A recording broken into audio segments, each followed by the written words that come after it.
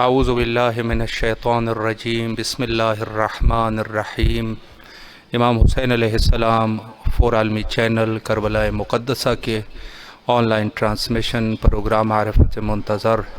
اجل اللہ تعالی فرجہ الشریف میں آپ کی خدمت میں حاضر ہے، اور ہمارے پروگرامز کو آپ ملاحظہ فرما سکتے ہیں جادو ٹی وی، روکو T V, Amazon fire T V, apple T V, اور اس کے علاوہ ہمارا ایک اپلیکیشن بھی ہے کہ جس کے ذریعے سے آپ مخصوصاً شہادت حضرت امام موسیٰ کاظم علیہ السلام کے عنوان سے جس طریقے سے مشی کا بندوبست ہے اور باقاعدگی سے زائرین کی ایک بہت بڑی تعداد عسکریین کاظمین علیہ السلام کی طرف روا دوا ہے، تو ان سب مناظر کو اور کربلا مقدسہ کی نورانی فضاؤں کو آپ ملاحظہ فرما سکتے ہیں، اور اس کے علاوہ آپ ہمیں سوشل میڈیا کے ذریعے سے بھی جیسے فیس بک اور یوٹیوب کے ذریعے سے بھی ملاحظہ فرما سکتے ہیں۔ ایام شہادت حضرت امام موسیٰ کاظم علیہ السلام کے عنوان سے ہے، اور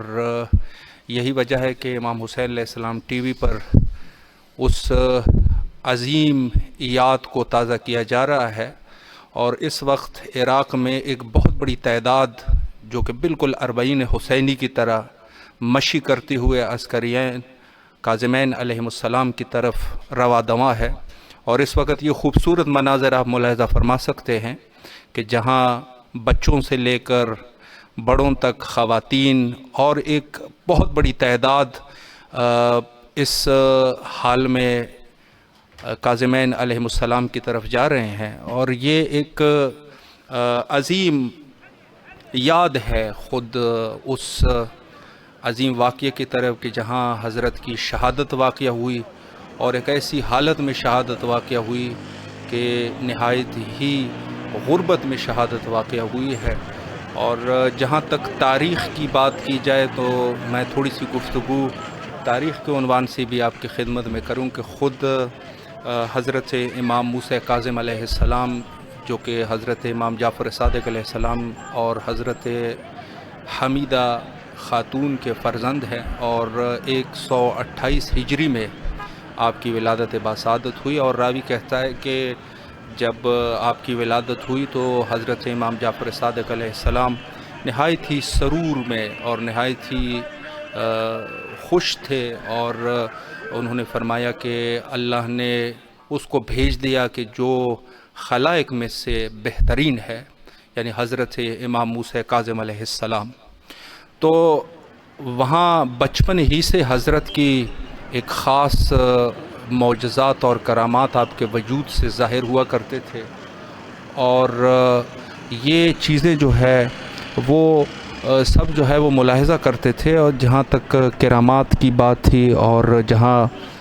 حضرت کی وہ معجزات تھے، تو اسی یاد میں خود اس مشی کا بندوبست کیا گیا ہے، اور اس وقت آپ دیکھ رہے ہیں ٹیلی ویژن پہ آپ ملاحظہ فرما سکتے ہیں یہ جمع غفیر جو کہ اس یاد میں ہے، اور اس یاد کو تازہ کیا جا رہا ہے، لوگوں کے سامنے اس شہادت کی خبر دی جا رہی ہے مخصوص انداز میں، جو کہ آپ ملاحظہ فرما رہے ہیں کہ نہایت ہی مخصوص انداز سے اونٹ اور اس کے اوپر بالکل اسی خاکے کو لوگوں کے سامنے پیش کیا جا رہا ہے کہ کس طریقے سے یہ واقعات ہوئے اور کس ظلم کے ساتھ امام کو شہید کیا گیا۔ تو یہ ایک نہایت ہی عظیم موقع ہے، اور بالکل اسی طریقے سے ہے جیسے آپ اربعین حسینی کو ملاحظہ فرما رہے تھے، اور اس وقت آپ ذریح حضرت امامین کاظمین علیہ السلام کو بھی ٹیلی ویژن پہ ملاحظہ فرما سکتے ہیں کہ جہاں ایک بہت بڑی تعداد زائرین کے اس وقت بغداد کاظمین میں موجود ہے، اور ایک خوبصورت طریقے سے امام کے ساتھ اپنی اظہار عقیدت کر رہے ہیں، اور کچھ تعداد آپ اس وقت ٹیلی ویژن پہ ملاحظہ فرما سکتے ہیں کہ جو کاظمین کی طرف بے پائے پیادہ جا رہے ہیں، اور یہ موقع جو ہے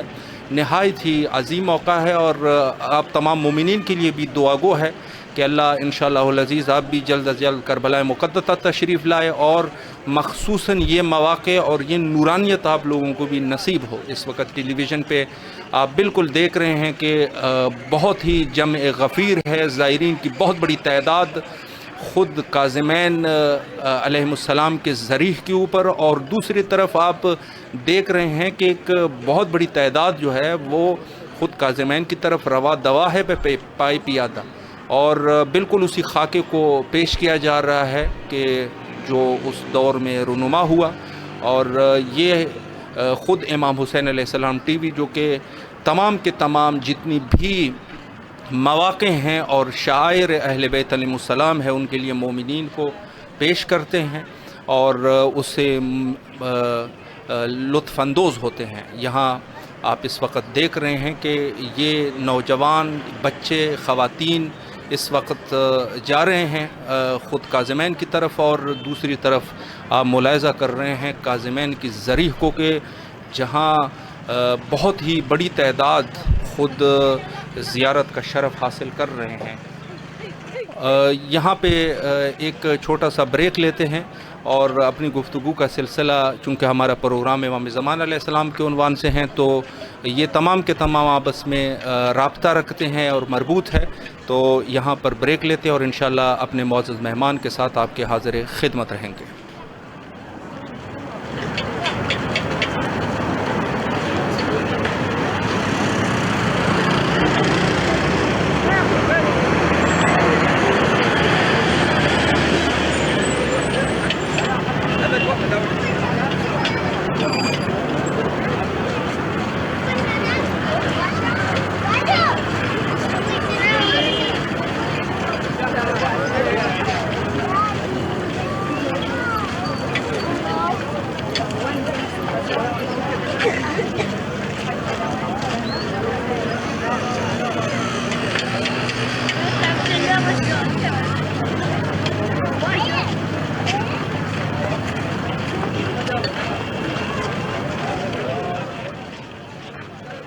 دوبارہ آپ کے حاضر خدمت ہے، اور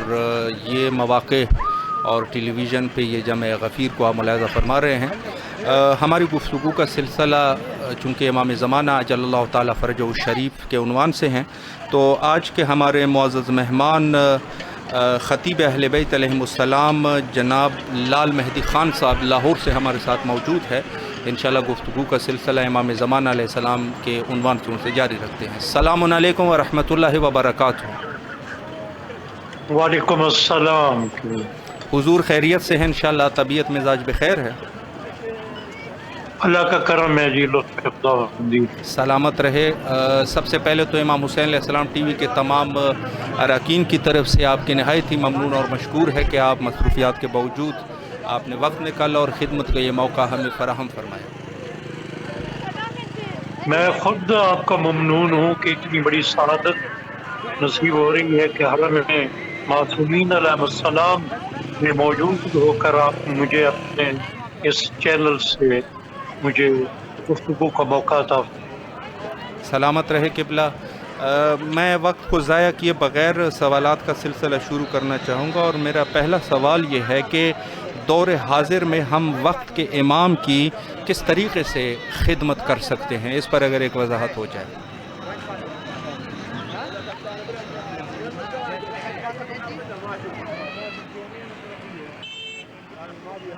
جی حضور آپ آواز سماعت فرما رہے ہیں؟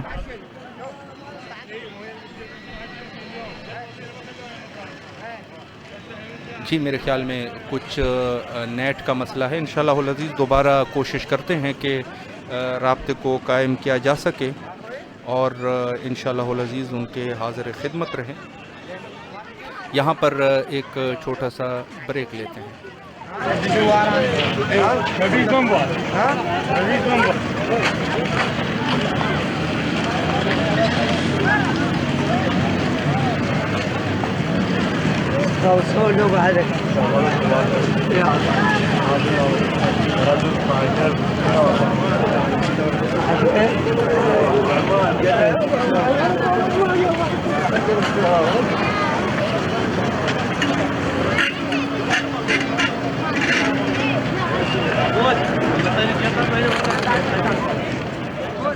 دوبارہ ہمارا رابطہ قائم ہو چکا ہے خطیب اہل بیت علیہ السلام جناب لال مہدی خان صاحب قبلہ کے ساتھ انشاءاللہ گفتگو کا سلسلہ بڑھاتے ہیں۔ قبلہ آپ آواز سماعت فرما رہے ہیں؟ جی جی میں سن رہا ہوں جی جی قبلہ میں وقت کو ضائع کیے بغیر سوالات کا سلسلہ آپ کی خدمت عالیہ میں شروع کرنا چاہوں گا، اور پہلا سوال میرا یہ ہے کہ دور حاضر میں وقت کے امام کی کس طریقے سے خدمت کی جا سکتی ہے، اس پر اگر ایک وضاحت ہو جائے۔ جی جی بسم اللہ الرحمن الرحیم۔ میں یہی عرض کر رہا تھا کہ یہ لطف خدا بندی ہے کہ ہمیں امام زمانہ اجل اللہ فرج شریف کی ذات اقدس کے حوالے سے گفتگو کی سعادت مل رہی ہے، سلامت۔ اور امام زمانہ اجل اللہ فرج شریف اس خاندان اشرف سے ہیں کہ جس خاندان کی محبت کو رب ذوالجلال نے رسالت قرار دیا۔ بے شک۔ رسالت قرار دیتے ہوئے بات یہ بھی کہا گیا کہ یہ جو آج کی رسالت آپ دیکھیں گے نبی خاتم صلی اللہ علیہ وسلم کی رسالت کے نتیجے میں اس اجر کا ثواب، اس اجر کا فائدہ بھی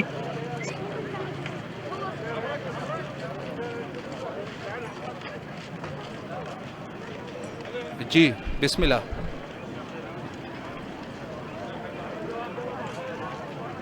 جی غالباً دوبارہ کچھ انٹرنیٹ کا مسئلہ ہے، انشاءاللہ العزیز کوشش کرتے رہیں گے کہ رابطہ دوبارہ قائم کیا جا سکے۔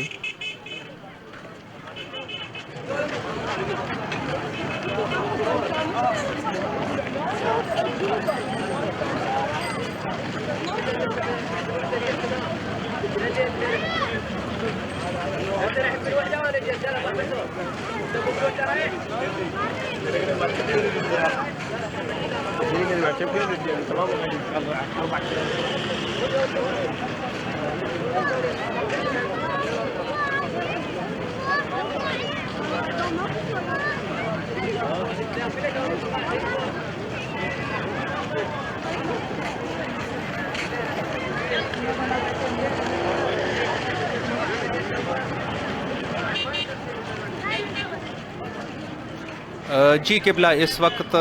آپ ہماری آواز سماعت فرما رہے ہیں؟ بسم اللہ کیجیے۔ جی جی بالکل بالکل میں سن رہا ہوں۔ جی بسم اللہ کیجیے۔ آپ کو میری آواز آ رہی؟ جی بالکل کلیئر ہے آپ کی آواز، بسم اللہ کیجیے۔ جی جی جی بسم میں عرض کر رہا تھا، اگر میری بات سننے والوں تک کنوے ہوئی ہے، جی کہ جس طرح اجر رسالت آل محمد سے محبت کرنا ہے اور اس کا فائدہ اجر رسالت ادا کرنے والے کو ہے، اسی طرح امام زمانہ اجل اللہ فرج شریف کی خدمت گزاری خود ہماری کرامت کا سبب بنے گی۔ بے شک۔ اگر امام زمانہ اجل اللہ فرج شریف کی امامت پہ ہم ایمان لائیں گے، ان کی معرفت کے حصول کے لیے کوشاں رہیں گے، ان کے منتظر بن کے ہم رہیں گے، ان کے انقلاب کی زمینہ سازی کے لیے ہم کام کریں گے، تو میں سمجھتا ہوں کہ یہی وہ خدمت ہے کہ جو امام زمانہ اجل اللہ فرج شریف کے لیے ہم کر سکتے ہیں، اور اس کا فائدہ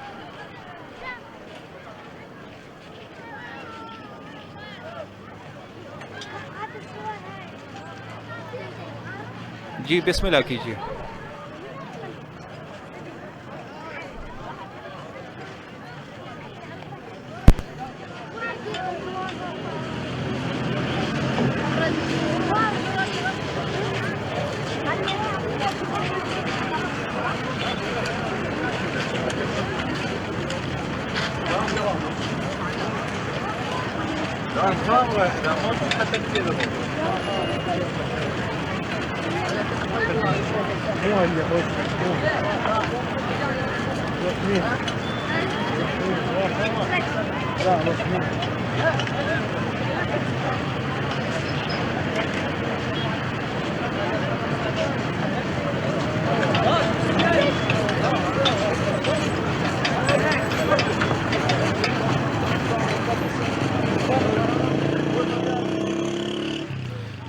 جی دوبارہ آپ کے حاضر خدمت ہے، اور اس وقت آپ حضرت امام موسیٰ کاظم علیہ السلام یعنی کاظمین شریفین کی طرف جو یہ قافلہ رواں دواں ہے، اس کے مناظر آپ ٹیلی ویژن سے ملاحظہ فرما سکتے ہیں کہ جس میں خواتین، مرد اور چھوٹے بچوں تک کی جو ہے وہ جا رہے ہیں، اور یہ در حقیقت اس عقیدت کا اظہار ہے کہ جو یقیناً ہر مومن اور شیعہ کے دل میں ہے۔ حضرت امام موسیٰ کاظم علیہ السلام کے عنوان سے عرض کروں کہ جہاں شیعہ مذہب شیعہ خیر البریہ کے سلسلہ امامت کا تعلق ہے تو آپ رسول اللہ کے 7ویں جانشین ہیں، اور یہ جہاں سے میں عرض کر رہا تھا کہ خود بچپن سے لے کر امام موسیٰ کاظم علیہ السلام کے اتنے معجزات وارد ہوئے ہیں کہ جس میں بعض علماء کا کہنا یہ ہے کہ جتنے معجزات امام موسیٰ کاظم علیہ السلام نے کیے اتنے معجزات کسی معصوم سے شاید ہمارے پاس اخبار کے ذریعے سے نہیں پہنچے۔ اور ایک مظلومیت جو امام کی تھی وہ یہ تھی کہ خود حضرت امام جعفر صادق علیہ السلام کی شہادت کے بعد جب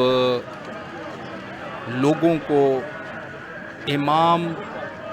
مشخص کرنے میں نہایتی دقت ہوئی، اور بہت سارے لوگوں کو آپ کا پتہ بھی تھا کہ خود امام صادق علیہ السلام کے بعد امام برحق حضرت امام موسیٰ کاظم علیہ السلام ہے، لیکن اس کے باوجود بھی کچھ لوگ بھٹک گئے، کچھ اپنے دنیاوی مقاصد اور دنیاوی مفادات کے حصول کے لیے بھٹک گئے،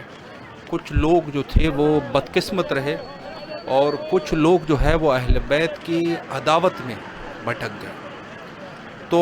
وہاں سے سلسلہ شروع ہوا، اور آج بھی آپ بہت سارے فرقوں کو دیکھتے ہیں، اس میں سے مثلاً ایک فرقہ اسماعیلیہ ہے کہ جو جناب اسماعیل کو امام ماننے لگ گئے، اور اس طرح بہت سارے اور فرقے جو حضرت امام موسیٰ کاظم علیہ السلام کی امامت کے منکر ہوئے۔ تو جہاں تک علم امام کا تعلق ہے تو جیسے ہمارا عقیدہ ہے کہ امامت جو ہے یہ کسی عمر اور کسی سن کے ساتھ اس کی کوئی رابطہ نہیں ہوتا، چونکہ امام جو ہوتا ہے وہ چاہے کم عمر میں ہو ظاہراً یا زیادہ، امام کے علم میں کوئی فرق نہیں آتا۔ اور اس کے بارے میں ایک واقعہ بیان کروں کہ ابو حنیفہ امام صادق علیہ السلام کے پاس اپنے کچھ علمی مسائل حل کرنے کے لیے آ رہے تھے، اور جب وہ مدینہ میں وارد ہوئے اور امام کے گھر کے نزدیک دیکھا تو ایک شہزادہ یعنی حضرت امام موسیٰ کاظم علیہ السلام وہاں ظاہراً چونکہ 5 سال کے ایج میں تھے تو کھیل رہے تھے۔ البتہ میں یہ بھی عرض کروں کہ اگر معصوم ظاہراً کم ایج میں کھیل بھی رہا ہو تو وہ بھی کسی حکمت سے خالی نہیں ہوگا۔ تو یہ شخص ابو حنیفہ امام موسیٰ کاظم علیہ السلام کے پاس گئے، اور انہوں نے پوچھا کہ مجھے آپ کے بابا کے پاس جانا ہے۔ تو امام نے فرمایا کہ آپ اگر کسی علمی مسئلے کے بارے میں پوچھنا چاہتے ہیں تو میں جواب دے سکتا ہوں۔ تو ابو حنیفہ نے مسخرہ کرتے ہوئے کہا کہ آپ ابھی چھوٹے ہیں اور یہ نہایتی دقیق مسائل ہوا کرتے ہیں۔ لیکن جب امام نے اصرار فرمایا تو ابو حنیفہ نے ایک سوال کر لیا۔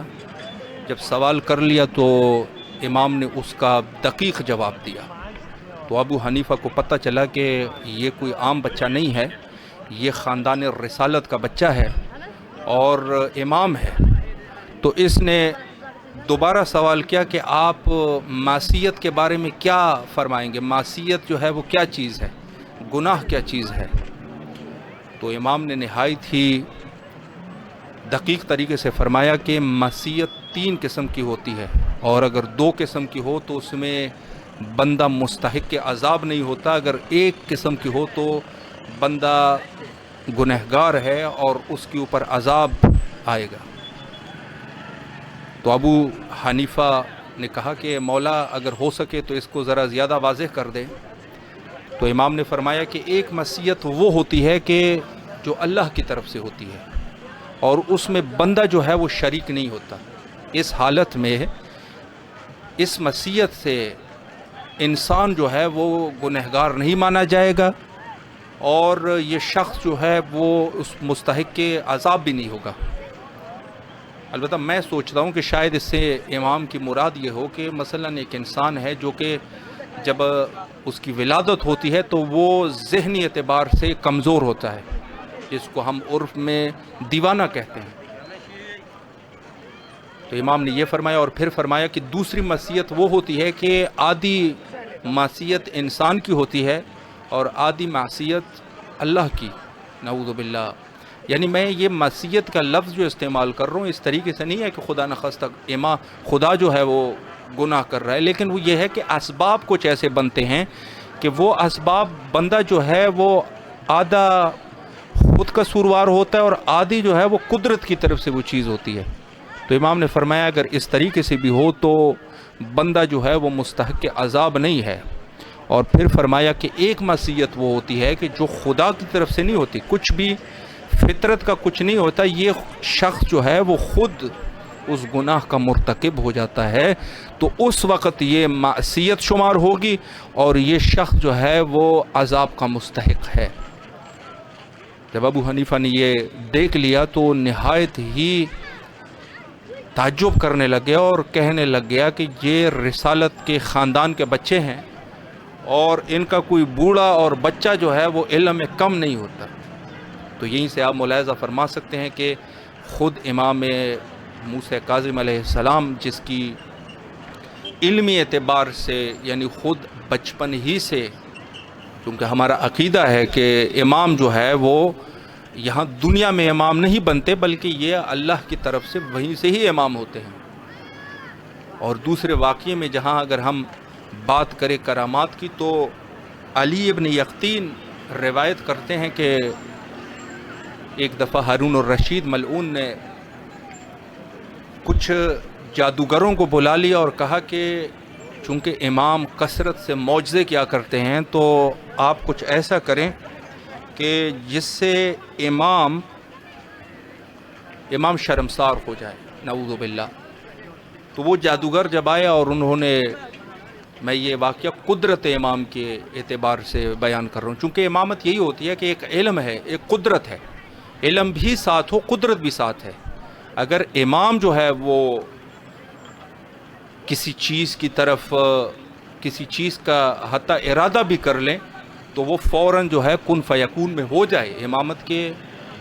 علم کے ساتھ ساتھ قدرت کا بھی تقاضا ہے کہ اس کے پاس کتنا اختیارات کتنے ہیں اس کے پاس۔ تو ہارون الرشید نے علی بن یقطین روایت کرتے ہیں کہ کچھ لوگ جو ہے جادوگروں کو بلا لیا گیا اور امام وہاں پر دسترخوان سجایا گیا اور امام اور ان کے کچھ اصحاب اور خدام دسترخوان پہ بیٹھ گئے۔ تو جادوگر کو حکم دیا گیا کہ آپ جا کے اپنی جادو ٹونا جو بھی کرنا چاہتے ہیں وہ شروع کریں۔ تو جادوگر نے شروع کر لیا۔ تو کچھ روایات میں ایسے ہیں کہ امام کے ہاتھ سے نوالا یہ گرا دیتا تھا اپنی جادو کی طاقت سے، اور کچھ میں یہ ہے کہ نہیں، امام پر تو جادو کا اثر نہیں ہونا تھا لیکن اس کے ساتھ جو غلام تھا اس غلام کے ہاتھ سے نوالا یہ گرا دیتا تھا۔ لیکن فی ای حال یہ شخص جو ہے بے ادبی کر رہا تھا اور جادو کر رہا تھا۔ تو امام نے اسے دیکھ کے کہا، اس نے کہا ملعون یہ کام آپ نہ کریں۔ لیکن یہ شخص جو ہے وہ باز نہیں آیا اور اس نے مزید اپنے غلطیوں کو ادامہ دینا شروع کر دیا۔ امام نے پھر اس کو سمجھایا کہ آپ یہ کام نہ کریں، یہ کفر ہے، لیکن یہ باز نہ آیا۔ تو جب باز نہیں آیا تو امام نے اپنے امامت کے اختیارات کا فائدہ اٹھاتے ہوئے ایک نقشے پر شیر تھا اور شیر کو مخاطب کر کے فرمایا کہ اے شیر، دشمن خدا کو نگل لے۔ یا یہ کہنا تھا کہ وہ نقشے کا شیر اچانک حقیقت میں آیا اور اس نے حملہ کر دیا، اور حملہ جو کر دیا تو اس جادوگر کو مکمل طور پہ نیست و نابود کر دیا اور حتیٰ اس کا خون بھی نہیں بچا۔ امام نے اشارہ فرمایا، شیر دوبارہ جو ہے وہ اسی نقشے کی طرف گیا اور نقشے میں ہی دوبارہ نقشہ ہو گیا۔ تو ہارون الرشید جو کہ بڑے خوفزدہ تھے، اس نے کہا، یبن رسول اللہ، ہم آپ سے معذرت کرتے ہیں، آپ اس جادوگر کو واپس پلٹا دیں۔ تو امام نے نہایت ہی دقیق طریقے سے فرمایا کہ اگر موسیٰ کا عصا اس سانپوں کو جو نگل لیا تھا اگر اس کے واپس کر دیتے تو میرا شیر بھی اس جادوگر کو واپس کر دیتا۔ اللہ اکبر۔ یعنی امامت کے اختیارات یہ ہے کہ علم بھی ہونا چاہیے، اور علم بھی ایسا علم کہ وہی حضرت امیر المومنین علیہ السلام جو کہ حضرت جناب ابی ذر غفاری روایت کرتے ہیں کہ جہاں وہ چنٹیوں کی تعداد بہت زیادہ تھی، ایک جگہ پہ وادی نمل میں سے گزر رہے تھے، تو میں نے امام سے کہا کہ ابوالحسن کیا ایسا شخص بھی ہو سکتا ہے کہ جو اس چنٹیوں کی تعداد بتا سکے؟ تو امام نے فرمایا کہ کیا آپ نے قرآن کی یہ آیت نہیں پڑھی کہ کل شیء احصیناہ فی امام مبین؟ تو جناب ابی ذر غفاری نے فرمایا کہ مولا میں نے یہ آیت پڑھی ہے قرآن میں۔ تو کہا کہ یہ آپ کے خیال میں یہ کون ہے؟ تو یقیناً ابی ذر غفاری کو پتہ تھا، لیکن شاید ان کی خاموشی بھی حکمت تھی، تو امام نے فرمایا یہ میں ہوں۔ مولا نے فرمایا یہ میں ہوں، اور مجھے اس قدر دقیق پتہ ہے کہ ان کی تعداد تو آپ چھوڑیں، مجھے تو یہ بھی پتہ ہے کہ اس میں سے نر کون سا ہے اور مادہ کون سی ہے۔ یعنی خود علم امامت یہ ہے، اور یہ تقریباً یعنی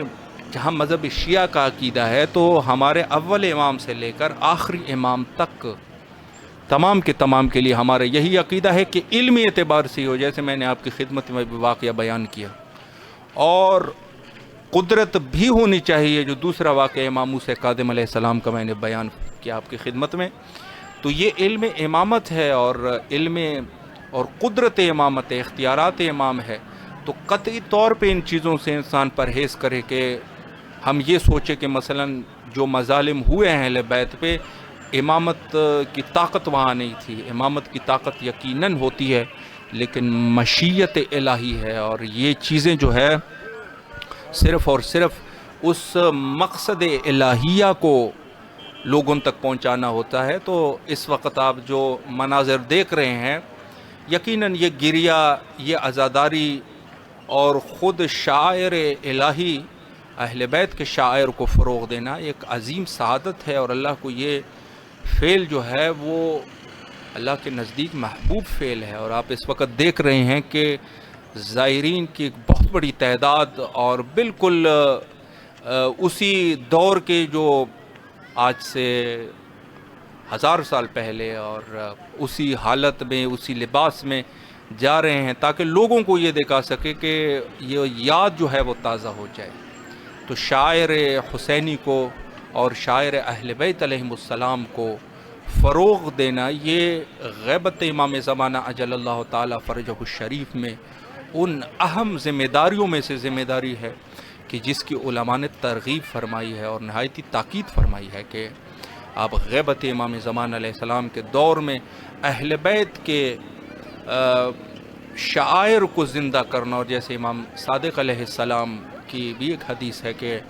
فرمایا کہ خدا کی رحمت ہو اس شخص کے اوپر کہ جو ہمارے شاعر کو زندہ کرتا ہے اور ہمارے امر کو زندہ کرتا ہے۔ امر سے مراد شاعر الہیہ ہے۔ تو یہ وہ ہے کہ جس سے انسان کی روح کی پاکیزگی ہوتی ہے، اور میں یہ کہوں کہ وہ شخص خود ایک روح اس کی پاک ہے جو اس طرف وہ اس کی رغبت ہے۔ وگرنہ آج کے دور میں آپ ملاحظہ فرما سکتے ہیں کہ لوگ زندگی کے مختلف شغلوں میں مصروف ہے، اور ہر شخص جو ہے وہ اپنے کام میں مصروف ہے، یا کام میں ہے یا لغویات میں ہے یا فضولیات میں ہے، جس میں بھی ہے۔ لیکن جہاں آپ دیکھتے ہیں مذہب شیعہ کے، تو انہوں نے تو اجر رسالت، جیسے آج کے ہمارے مہمان فرما رہے تھے اجر رسالت کے بارے میں، تو یہ اجر رسالت ہے، اور جیسے خود قرآن کا حکم ہے کہ قُلْ أَسْأَلُكُمْ عَلَيْهِمْ أَجْرًا إِلَّا الْمَوَدَّةَ فِي الْقُرْبَى، یعنی رسول اللہ سے جب کہا گیا کہ کن چیزوں کی طرف آپ کے اجر رسالت کیا چیزیں ہیں، تو رسول اللہ نے فرمایا کہ میری رسالت کا اجر جو ہے وہ میرے اقربا کے ساتھ مودت کرنا ہے۔ تو اقربا کون ہے؟ یقیناً ان کے آل اولاد اقربا حضرت سیدہ سلام اللہ علیہا اور ان کی اولاد خود امام موسیٰ کاظم علیہ السلام، یعنی اقربا یہ رسول اللہ میں سے ہے صلی اللہ علیہ وآلہ۔ تو یہ جو اس وقت آپ ٹیلی ویژن پہ ملاحظہ فرما رہے ہیں، ایک طرف زری ہے اور زری کے اوپر یہ جمع غفیر بغداد میں، اور دوسری طرف آپ دیکھ رہے ہیں کہ زائرین کی تعداد، چونکہ موسم کا بھی یہ ہے کہ عراق میں رات کو آج کل تھوڑی سی سردی ہے اور دن کو دھوپ میں تھوڑی سی گرمی ہے، تو یقیناً ہوا اور موسم جو ہے معتدل ہے، لیکن اس کے باوجود بھی یقیناً اذیت ہے، اور اس اذیت کو برداشت کر رہے ہیں۔ اور اس وقت آپ زائرین کی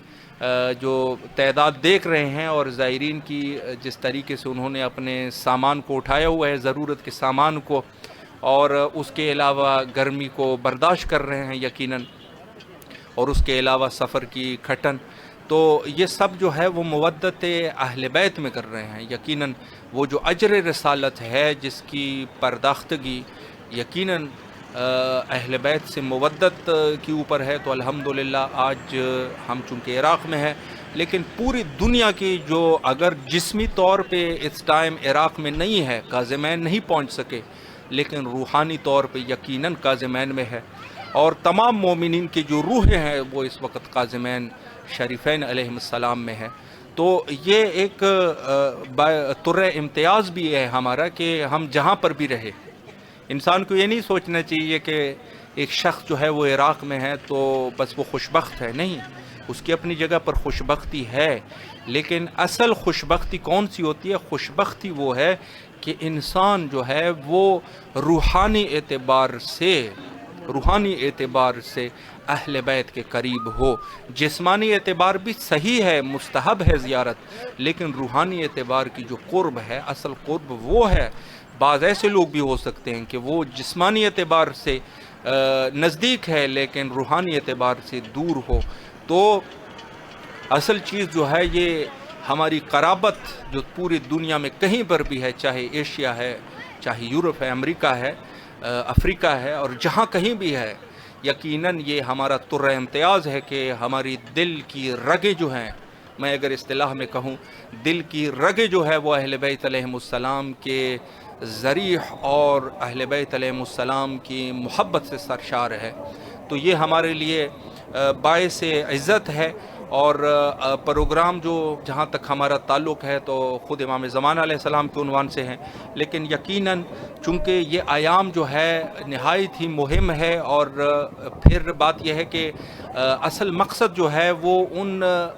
مومنین تک پیغام پہنچانا ہے اور یہ مناظر دکھانے ہیں کہ جو دور دراز ہے اور وہ آ نہیں سکے، لیکن انشاءاللہ العزیز دعا گو ہے ان سب کے لیے کہ